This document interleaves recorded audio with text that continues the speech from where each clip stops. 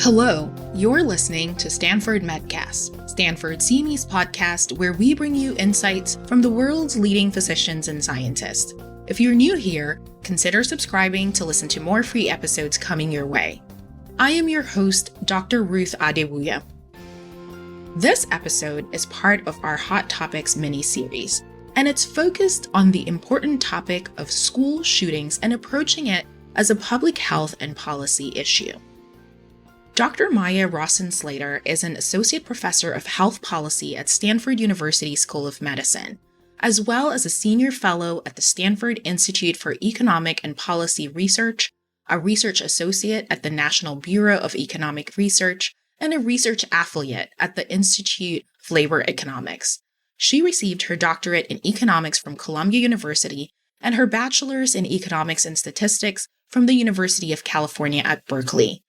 Dr. Rossin-Slater's research includes work in health, public, and labor economics. She focuses on maternal and child well-being issues, family structure and behavior, health disparities, and public policies affecting disadvantaged populations in the United States and other developed countries.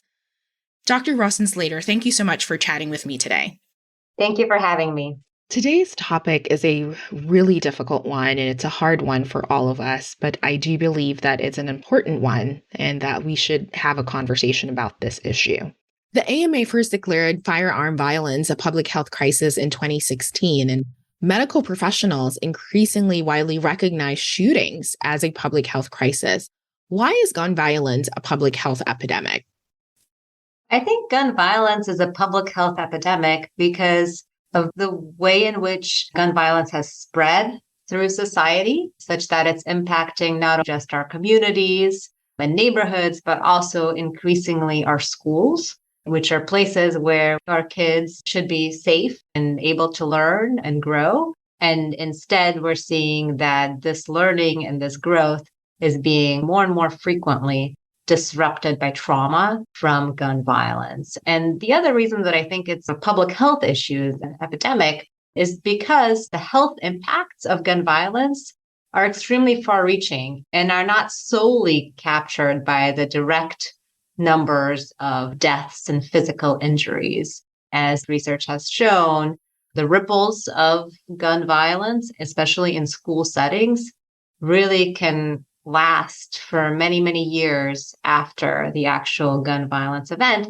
And even in cases where there is no direct victim, thankfully there are no deaths and maybe not even any injuries, we still see far-reaching health and well-being impacts on kids and on their communities.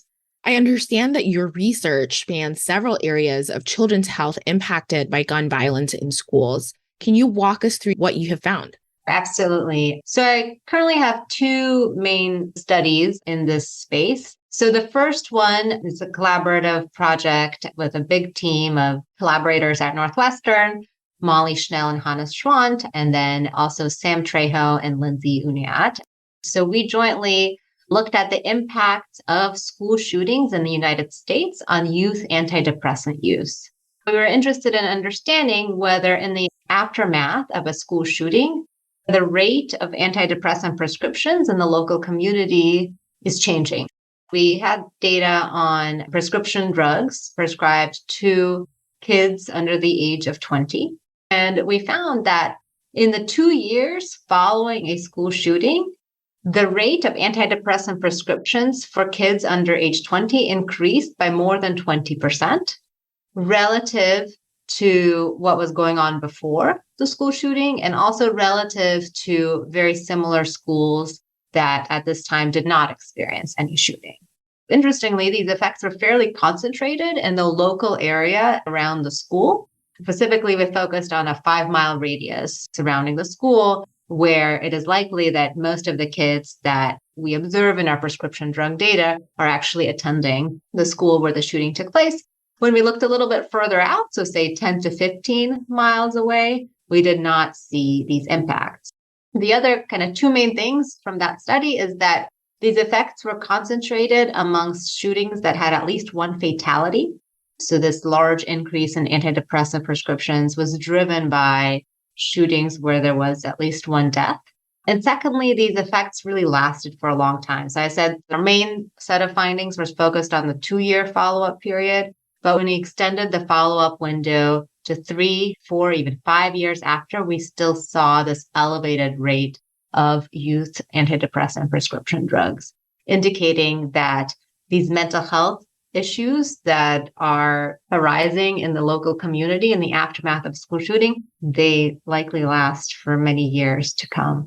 It also echoes some of other research that have looked in this area, who have, for example, found a heightened rate of suicides in local communities that have experienced very big mass shootings. So Sandy Hook, Parkland, Columbine, those types of events. In our study, we focused on all shootings, so not really just the really big mass ones, but we still saw these really big mental health impacts for shootings that had one death.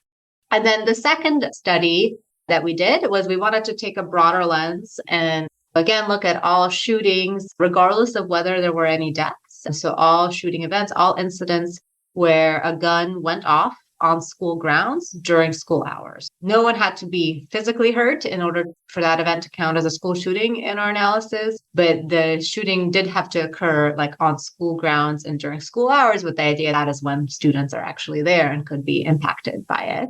We focused on the state of Texas. Texas is useful because it has obviously increasingly experienced a lot of school shootings, in particular, most recently, the horrific tragedy in Uvalde. But they also have data that allowed us to basically track kids who were at schools that experienced shootings and follow them over time and look at both their short and longer term outcomes in terms of their educational trajectories, their attendance, whether they graduate high school, whether they go to college, and then even when they're young adults, are they working and their earnings? So in this study, which was joint with another awesome team, Marika Cabral, Molly Schnell, Hannah Schwann, and Bok-Young Kim, we jointly looked at 33 shooting events that took place in public schools in Texas, and then looked at how outcomes changed from before to after the shooting event relative to schools that are similar in terms of size, so demographics, the share of students on free or reduced price lunch, and in terms of whether they're urban or rural area. So what we found is that in the aftermath of a shooting, we saw a much higher rate of chronic absenteeism amongst kids who were at that school. We also saw that those kids were much more likely to repeat a grade in the next few years. And then in the longer term, they were much less likely to graduate high school. They were much less likely to go to college, and in particular to go to a 4-year college. And they were less likely to graduate with a bachelor's degree. And then when they were young adults in their mid-20s, they were less likely to be employed at those ages and were earning less. And then finally, the other margin of this that we were interested in is what was happening to staff at schools, like teachers. We found 2 things. So first, while we didn't see changes in the overall number of teaching staff, in part because it's hard to change the overall number of teaching staff because you have to cover all the classes that you have, we did see a higher rate of turnover. So teachers who were there at the time of the gun violence were more likely to leave or more likely to shift to part-time. And then the second thing that we saw is we saw an increase in the number of assistant principals at these schools. Assistant principals are often folks that work with students on like disciplinary and behavioral issues and things like that. So it makes sense as a response that the school is engaging in the aftermath of a shocking event like a school shooting. Wow, there's so much to unpack about the data that you just shared with us. It seems that the school setting is a particularly big factor in amplifying this impacts on children. What are some reasons this might be? That's a great question. Kids could be affected by gun violence in lots of places. And there's a lot of really important research that does show that kids are adversely affected due to gun violence in their local community, due to, of course, gun violence in their own home, like domestic violence. So what makes schools particularly bad places for gun violence to take place?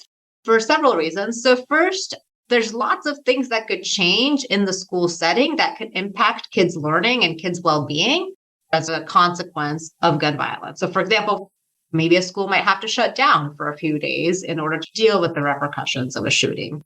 Maybe the curriculum is going to be disrupted as a result of that. Some teachers might leave, as we show in our study. There might be a reorganization. They might increase more security measures. There might be all kinds of new disciplinary policies, things like that. So there might be a response by the school that might further amplify any of the original effects of just the pure trauma of experiencing gun violence. Second, as I said earlier, we view in our society schools as being kind of special places for kids. And there's something particularly traumatic when we disrupt that. And then third is idea of peer effects. So when you think about a child experiencing violence in their home or in their local community, that's traumatic, right? And then if that child comes to school, then they might act out more, they might be more disruptive, they might not be able to learn very well. And that could actually affect their peers, even if their peers didn't experience any violence on their own, because the classroom environment might be disrupted. But now think about lots of kids being traumatized in one place, and those interactions being amplified. And so you could see how it sort of snowballs. So it's not just one kid that had trauma in their home and then bringing that to school. We have lots of kids that have trauma and they're now in this place all together. And you could imagine how that could be quite disruptive. You're absolutely right. That's a great point. Another thing that came to mind was that you're finding that even in school settings where a gun was fired, but there weren't any fatalities, children face lifelong consequences. Can you tell us what you think about this and whether we see any differences in the severity of these effects when fatalities are involved? Absolutely. In terms of the data, in our work in the Texas study, we do not see statistically significant differences in effects between shootings that do and do not have fatalities. Part of that is that at the end of the day, there's 33 events that we're studying, which is still too many, but from a statistical standpoint, it's relatively few to do a lot of heterogeneity analysis with.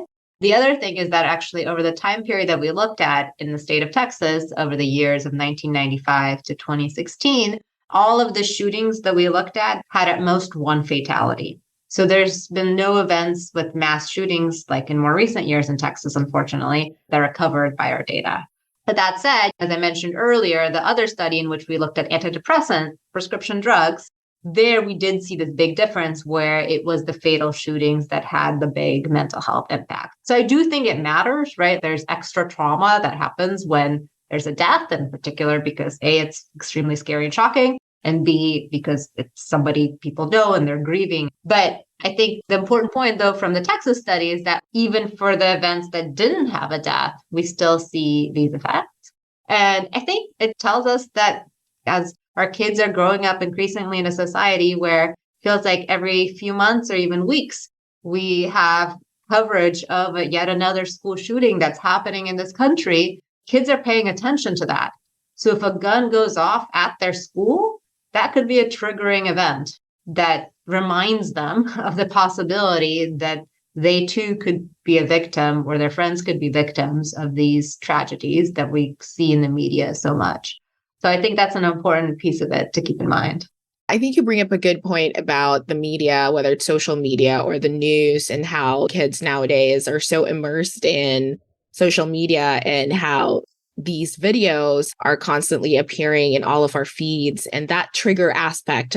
But I also wanted to synthesize some of the effects that you mentioned, these long-term consequences to school gun violence. You mentioned the antidepressant use, how kids hate school, whether it's repeating a grade, whether it's actually graduating, and then even long-term affects their career and how much they earn. I feel like that's a very wide spectrum of impact. Did I capture that correctly in terms of the consequences of gun violence in children?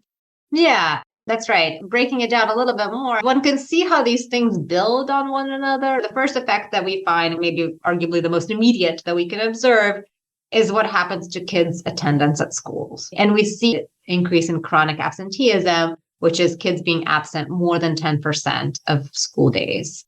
So kids are missing a lot of learning. So that might, for some fraction of those kids, lead to needing to repeat a grade. And then once you're falling behind, it's harder and harder to graduate high school. Like one of the things that we see, for example, is that those effects on high school graduation are really concentrated amongst kids who experience shootings in 10th and 11th grade. If you're already in 12th grade by the time that a shooting takes place, there's not much of sort of margin on whether or not you're going to graduate high school. Maybe you've already completed all of your requirements. So there's just not much scope for this trauma to affect you in terms of likelihood of graduating high school. But if you're in 10th or 11th grade, if you fall off track and suddenly start skipping school and being chronically absent, you can imagine that could have a real effect on whether or not you graduate high school. And that's what we see. And then if you don't graduate high school, then it's much harder to go to college. And then if you don't go to college, then we don't see you graduating college. Now, obviously, we know that college graduates earn quite a bit more than high school graduates or high school dropouts even. And so you see this earnings gap and employment gaps appear already when the kids are young adults. Yeah, layering that with where the shootings happen and the communities. And I don't know if you have the data on this, if school shootings happen in more disadvantaged locations already.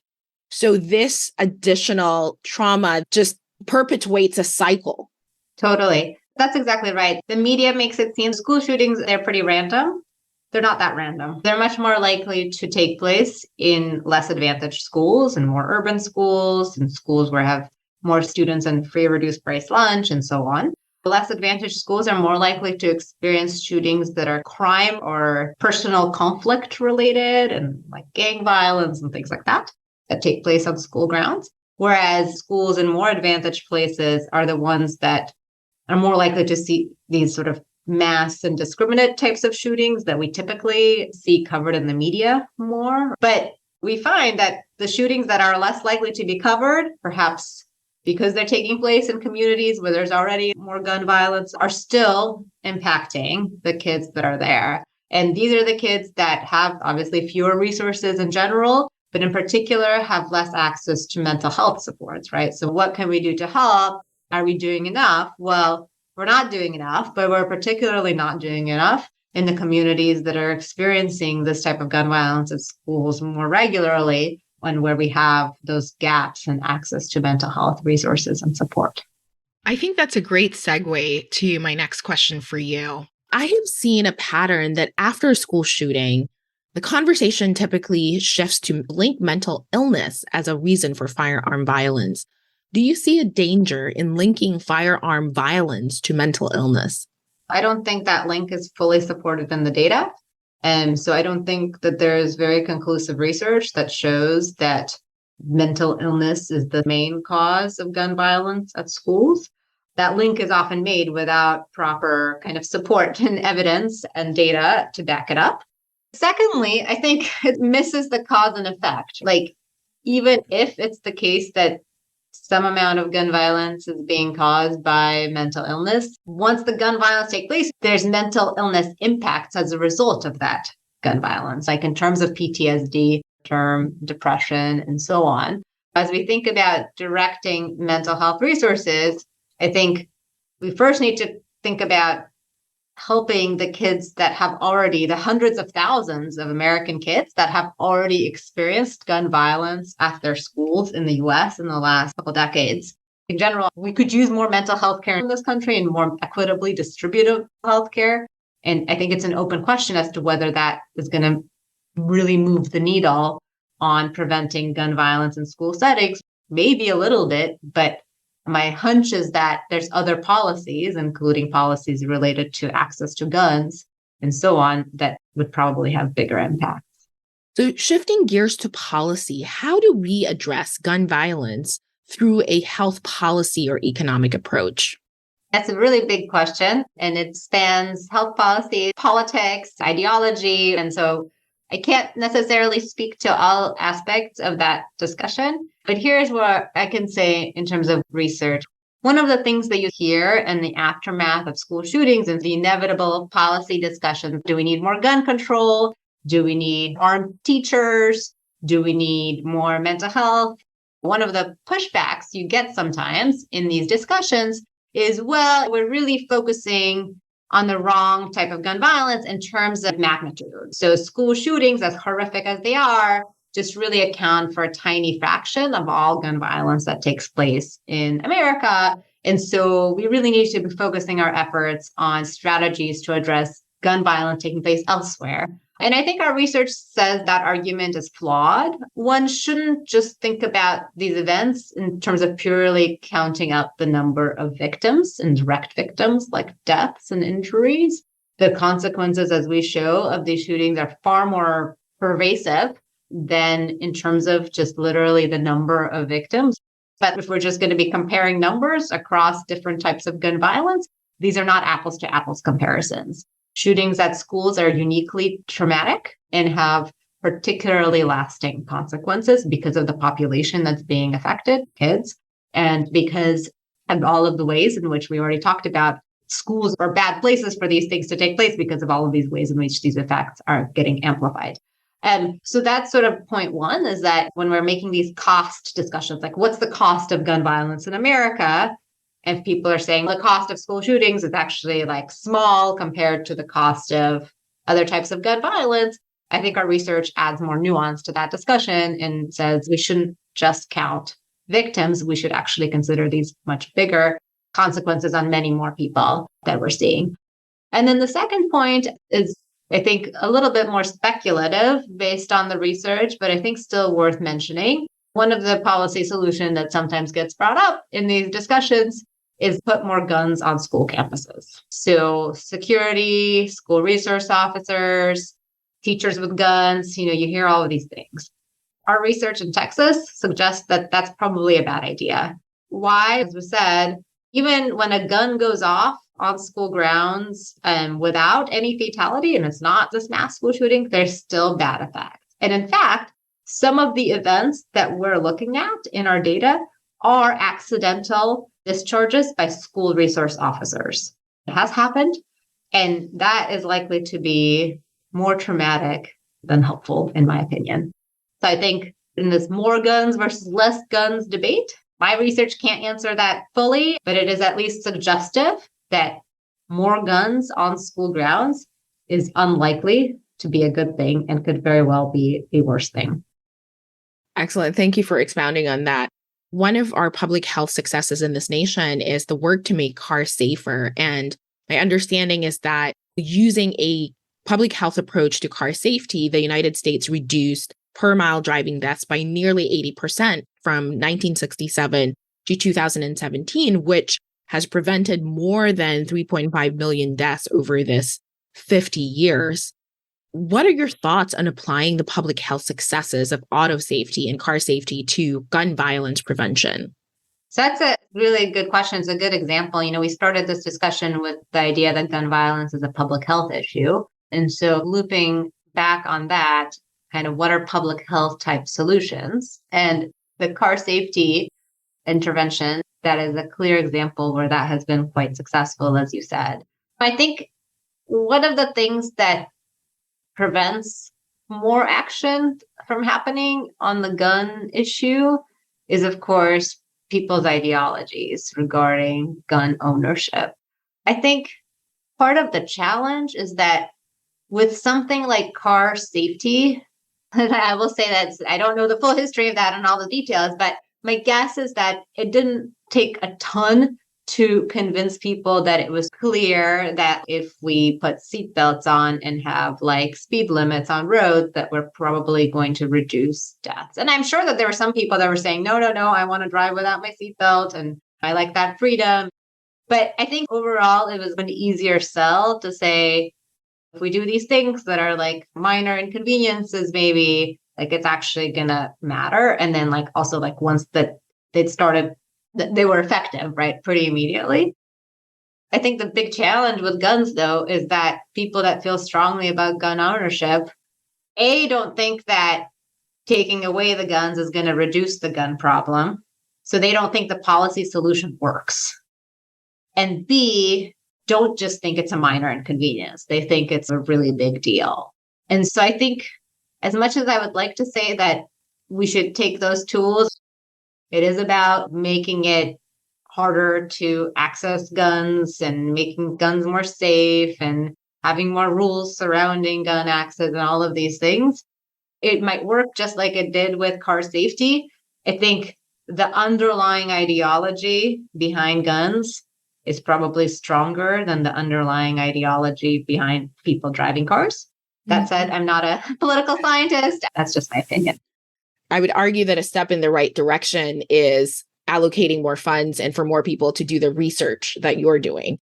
When it comes to difficult topics, having the data, I think, is one step in the right direction. So really thankful for the work that you and your colleagues are doing to study and make available this data and hopefully to open our eyes to what the short and long-term implications are. And this is very much along the same lines of what happened with motor safety, right? Where there was a lot of allocation of funds to study motor vehicle crashes and all of that. And hopefully that incremental step will lead to other things and other conversations. I would hope that the research that we and others have done can hopefully contribute to that discussion and be as like a building block for thinking about policymaking. And you're absolutely right about funding. Thinking about gun violence as a public health issue should hopefully also drive funding allocation in terms of what we think is a priority to fund research on. And I think this should absolutely be at the top or towards the top of that list. As we wrap up, what is your key takeaway for clinicians who are taking care of patients that have been impacted by gun violence? Yeah, I mean, first of all, the clinicians that are on the ground dealing with patients who have experienced trauma from gun violence, whether physical wounds or mental health consequences, this is really important work. And I just want to say thank you for doing that work to all of the listeners who are involved in that. Second of all, there's still more to be learned about what people who have survived gun violence, especially in school settings, need in order to overcome, or at least to help mitigate the trauma that they have experienced. And there's more research to be done there by folks like me or folks that work in public health and so on. But obviously the clinicians that are on the ground treating these patients and working with these patients know this, and working together on this as a public health issue, I think is really important and key to making progress on it in order to understand how to help, again, the hundreds of thousands of kids that have already experienced gun violence at schools, and how to, of course, also work to prevent gun violence from happening in the first place. But given that statistically, it's pretty likely that it's going to keep happening, at least for the time being, unfortunately, what we can do better to intervene. What have we learned from past events that we could apply in order to help the kids that are yet to experience these events, unfortunately? Thank you so much for sharing your insights with us on this topic. I think we started by saying that this is a hard topic. It's a heavy topic, but also very important. So I really appreciate you chatting with me today. Thank you so much. I appreciate it as well. Thanks for tuning in. This episode was brought to you by Stanford CME. To claim CME for listening to this episode, click on the Claim CME link below or visit medcast.stanford.edu. Check back for new episodes by subscribing to Stanford Medcast wherever you listen to podcasts.